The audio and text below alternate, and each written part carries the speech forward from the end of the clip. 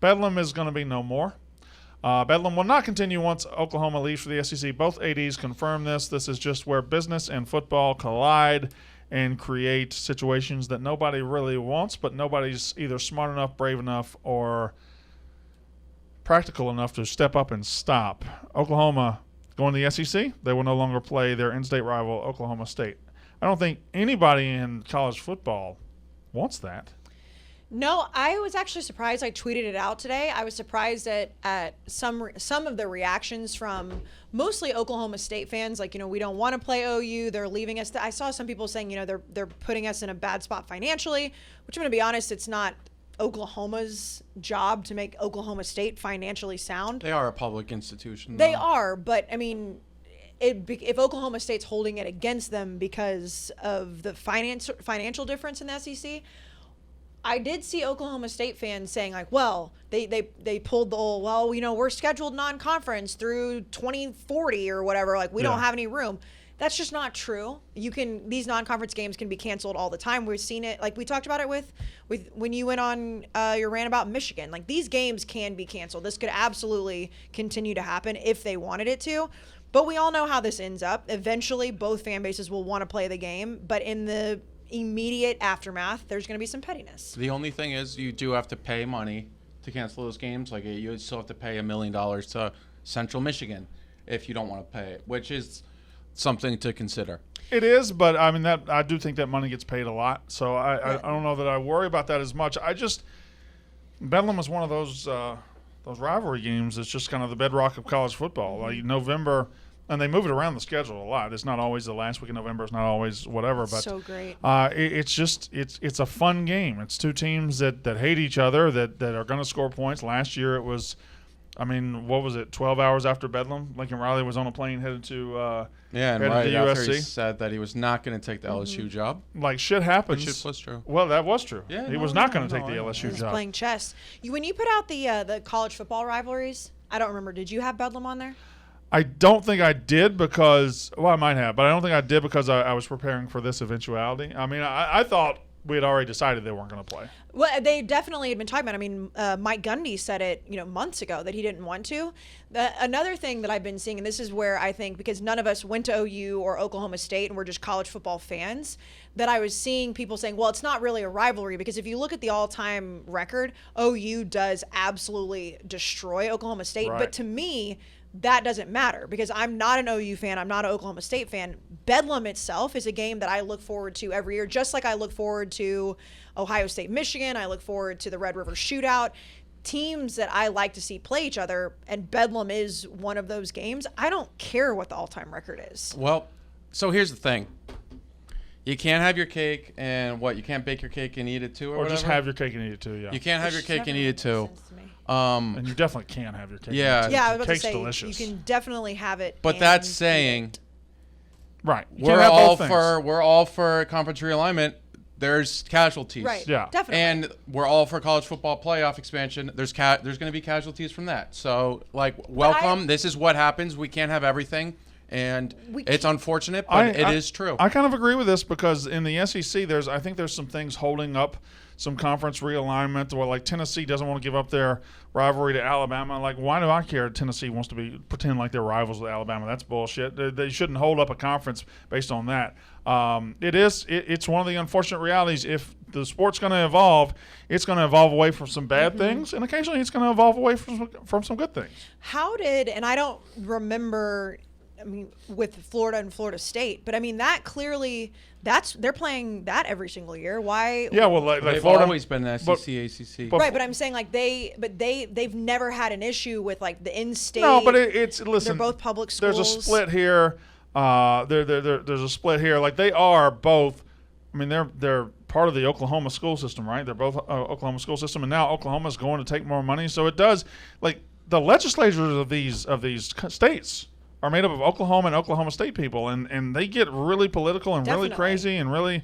But it just never mattered in Florida because they were always in separate conferences. They were just always like that. That's what I'm saying. That's what I'm saying. Like the state legislature never had to get involved with it because no. It was just there was no divorce. There was never a divorce. Okay. They were like neighbors that would have barbecues together every year. And I just and that's 'cause fine. I know, But these were family members that are now going their separate ways. One's going with dad and all his money down south, and one's staying with mama in Oklahoma. So it's just the state legislature gets involved whenever there's a divorce, not just because it's the two schools playing each other.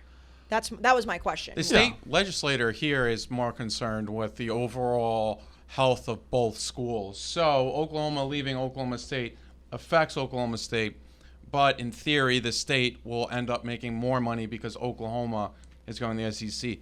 That being said, there is the discussion that it's like, wait a second, if we lose both of them in the same conference, are we gaining something by losing another thing, which you could possibly see happening with Oklahoma State? I don't think it will drop off massively, but you could see it going to the route of more of a, I don't know, not as big of a deal. Well, let's talk about less past the surface, okay? Oklahoma State's not going to play Oklahoma. Oklahoma's not going to play Oklahoma State. So who becomes – Oklahoma's got Texas.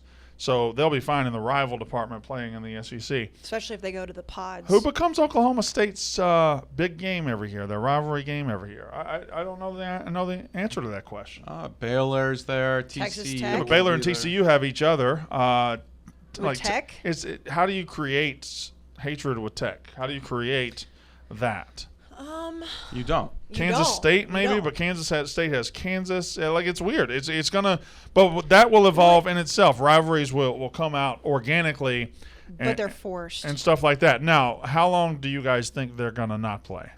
I I don't think it's forever. I think maybe we'll go 10 years and they'll 10. figure out. Yeah, it's kind of like we saw Pitt, West Virginia come back. We saw Notre Dame, Michigan come back. There's a lot of things that'll happen. It'll be the ebbs and flows of, right now. And again, we're sitting in New York. We're not in those rooms, but it appears that it's Oklahoma State saying no. I know Oklahoma has reportedly offered, however long of a contract they want. They're saying no.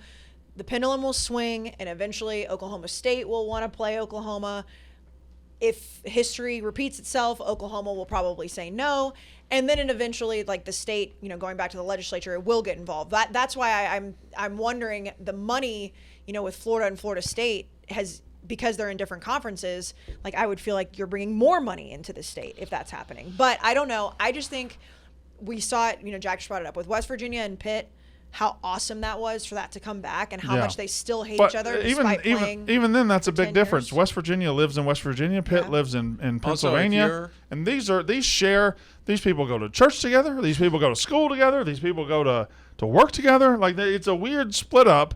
And it's even weirder than Texas and Texas A&M because that's a huge, gigantic state. The fan bases are spread out more. These people are right on top of each other. Why you got to make it about A&M, huh? Because that's a very good example, a good recent example. If you are Oklahoma too, it's like if you agree to continuing Bedlam, you're giving up a massive money-making opportunity once every 2 years because you give away a home game. So that's why if you're Oklahoma, it's like, no, I'd rather play. And their schedule's going to be tough enough. Yeah, it's tough enough, and I'd rather play, I don't know, Tulsa at home, and that way I'll have 4 guaranteed home games or 3 guaranteed home games outside of conference play, which makes us, they have 80,000 seats, 85,000 seats. Now, It's massive money. As a selfish SEC fan, I wish we could just throw Missouri to the Wolves and bring Oklahoma State with Oklahoma. In 10 years, we'll probably have Oklahoma State in the SEC because the country will just be divided in half. Missouri fans are going to be mad at you. You're right about there being a blueprint, which is why I said if history is repeating itself. But it's always interesting to see, the team that's leaving to make more money going to, on paper, the better conference, which the SEC is, than the Big 12, that Oklahoma is now doing the same thing that A&M did and saying, like, no, we'll keep playing. Like, this isn't on us. But I do think that it will switch around. And it's all about politics. It's all about the people's ego. It's everything that's involved. I just think that if you are not in those circles as a college football fan, you want Bedlam to continue. And I know we have to give things up. That's a great point by Jack. We want conference realignment. We want things to evolve.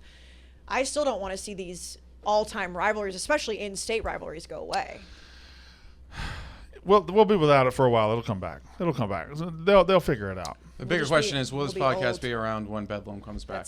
Probably not. I was about to say we'll be very old. I can't imagine. I can't. I'll Brandon probably may be a grandfather by then. I'll be far more successful than all of you, and I'll probably You'll be on a beach I'll be on my yacht. And obviously I'm successful because I have a yacht. So.